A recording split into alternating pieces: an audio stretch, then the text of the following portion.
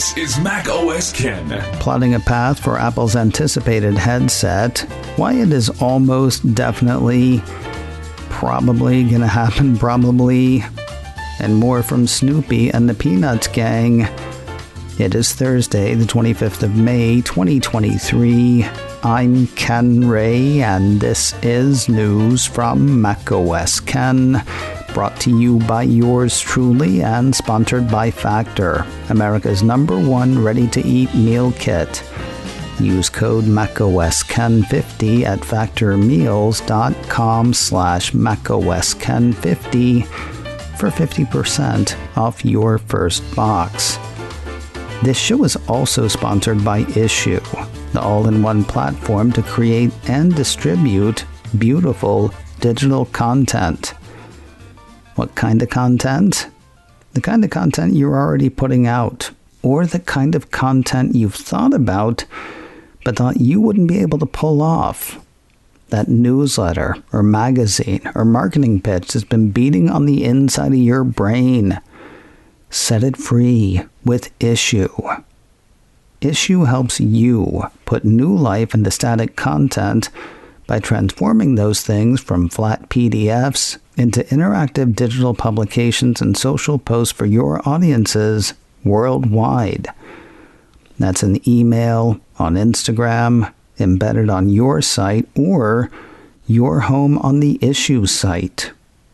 Whether you're out there on your own or working with a team, Issue helps you create once and share everywhere.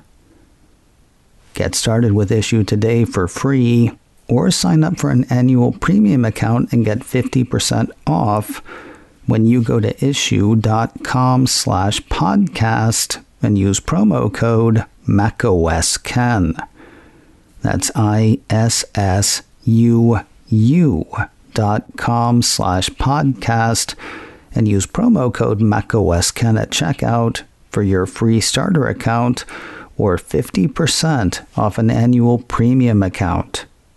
That's issue.com/podcast with promo code MacOSKen. It is hard to say whether this is a negative take on Apple's unannounced mixed reality headset or just cold hard math.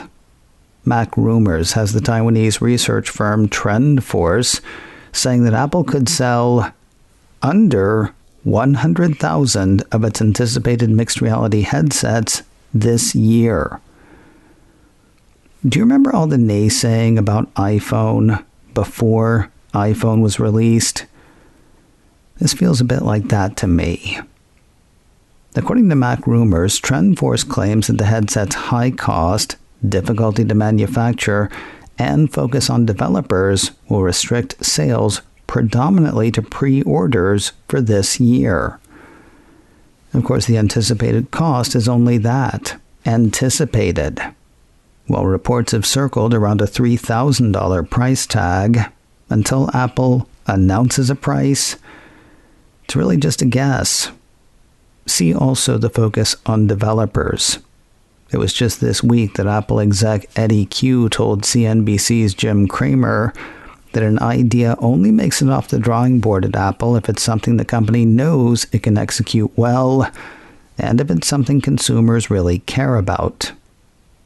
That said, it is possible that Apple thinks this is something consumers will care about down the road, but that doesn't feel like Apple.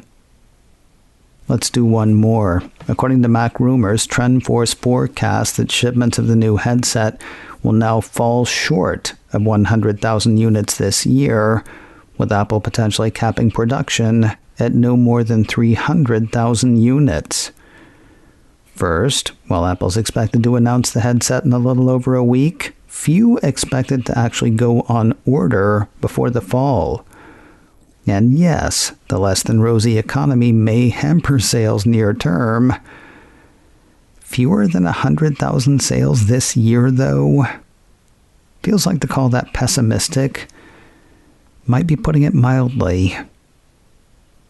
If sales did only reach 100,000 this year, some might call it a shock.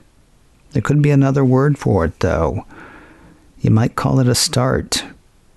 9 to 5 Mac has written the latest thinking on the device from boutique analytics firm Consumer Intelligence Research Partners, or CIRP. They see the possibility of Apple's MR headset following in the footsteps of products like AirPods and the Apple Watch. According to 9 to 5 Mac, CIRP found 39% of iPhone owners have a Bluetooth headset or headphones, and 34% of them have a smartwatch. As for what percentage of that Apple commands, 59% of iPhone users have AirPods and 78% of iPhone owners have an Apple Watch, according to the report. I assume that means 59% of the 39 and 78% of the 34. It's not totally clear there. The report goes on to say CIRP expects buying patterns to roughly follow these products, particularly Apple Watch. In other words, Apple can expect a high share of a relatively small consumer base. That said, the firm says there are a couple of things that could derail those expectations. First, the headset market is not as mature as the markets for headphones and smartwatches were when AirPods and Apple Watch were launched. And second, the anticipated price tag of $3,000. Then again, that $3,000 tagger could be a speed bump placed intentionally by Apple. The piece says CIRP notes that it could be positive for the $3,000 Reality Pro headset to be appealing to just the most serious buyers, as it will give time for Apple to work out early issues. That's along with the expectation that many of the early adopters will be developers who are expected to help Apple create compelling experiences. It's an interesting idea, though it would seem counter to a philosophy that says an idea only makes it off the drawing board at Apple if it's something the company knows it can execute well, and if it's something consumers really care about. On CIRP's take that headphones and smartwatches were more established, a story that may show the VR market trying to take root. A piece from Engadget had Sony execs saying this week that the company's second VR headset for PlayStation, cleverly called PlayStation VR 2, sold nearly 600,000 units in their first 6 weeks of availability. That represented an 8% increase versus its predecessor over the same release window. Feels like that's an interesting thing to take note of ahead of Apple's anticipated mixed reality announcement. Of course, PSVR 2 has a few things going for it. Things like titles that are already available, an understanding on the consumer's part of what the thing is for, and a cost that is way lower than $3,000. A check of Amazon shows PSVR 2 selling for between $500 and $600. Still, growth for Sony's headset could support the argument that a quality device plus a healthy ecosystem might lead to success. You know, I realized something kind of fascinating yesterday. I am going to be bereft if Apple does not at least hint hard at AR, VR, or MR at the WWDC Keynote. Not just because I want one, though I do, sight unseen, but because talking about something besides iPhone, iPad, and supply chain issues would really be good for my brain. I don't know that they're going to tell us how much the thing is going to cost. I don't know that they're going to say when the thing's going to come out. I just know that if we don't get something like a mixed reality announcement, I will be inconsolable. For at least a day. I'm also not worried about it, thanks to a report from iDownload blog. According to that, folks who cover AR and VR specifically have been invited to Apple Park for the WWDC Keynote on the 5th of June. According to the report, Apple invited 2 major publications covering the AR, VR, XR space to its online-only event, Upload VR and Road to VR.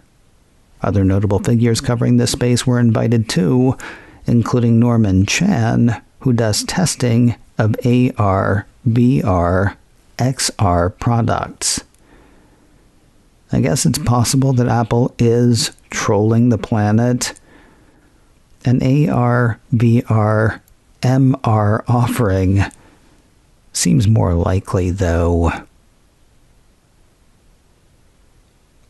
More news in a moment, but first a word from Factor, America's #1 ready-to-eat meal kit and sponsor of today's show.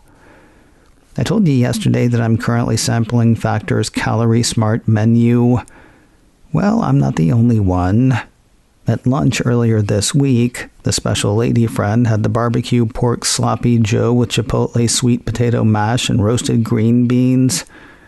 She took one bite and made an involuntary nummy noise. You know, the kind you make when something tastes way better than you expect. That's how Factor has gone for us from the start. From keto to vegan plus veggie to protein plus, Factor features over 30 weekly options, leaving lots of new, delicious meals for you to try.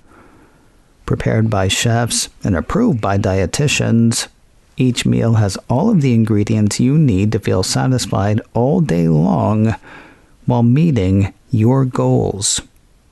10 minutes in the oven or 2 minutes in the microwave and you are eating very well without the cooking and the cleanup.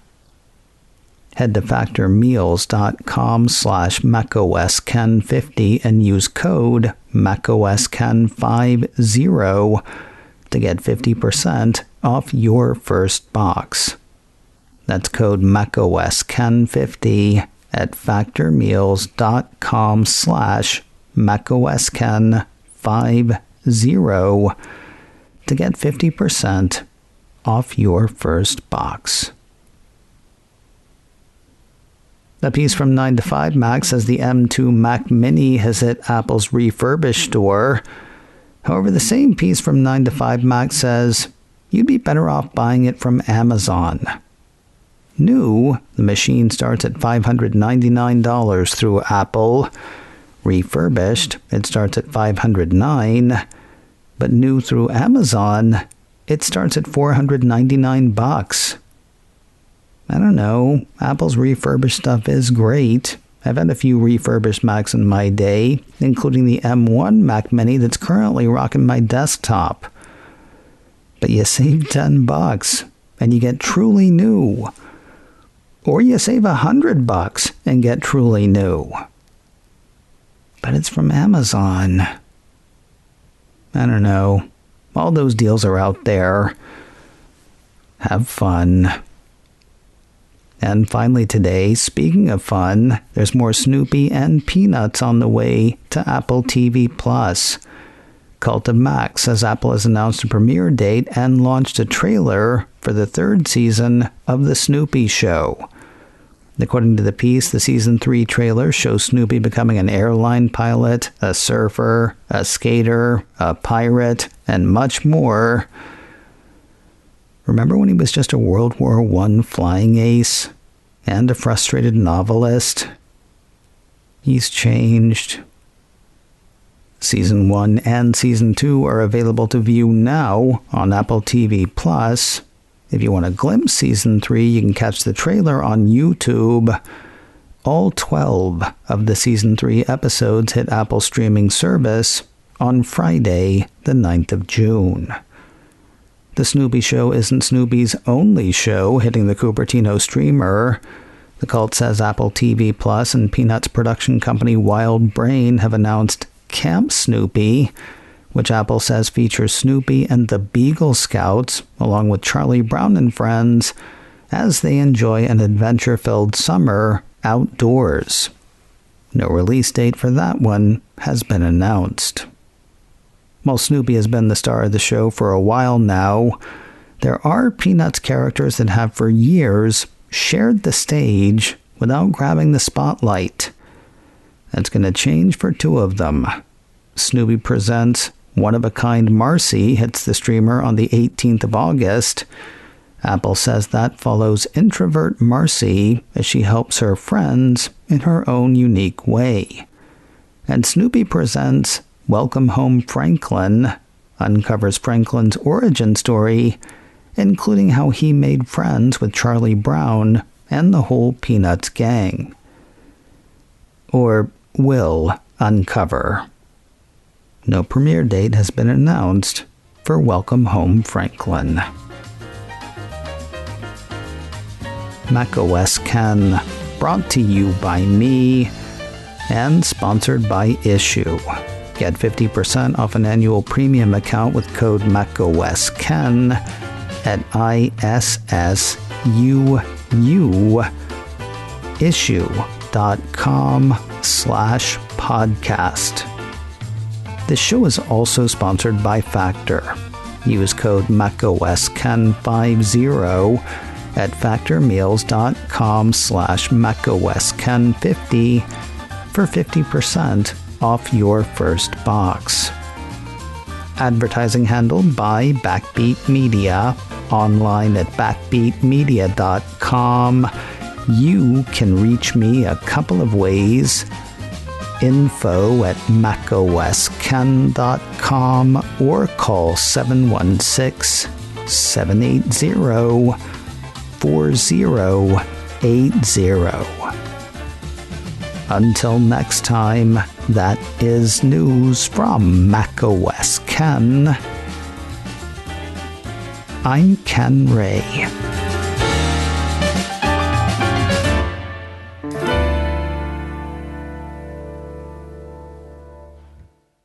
Ciao.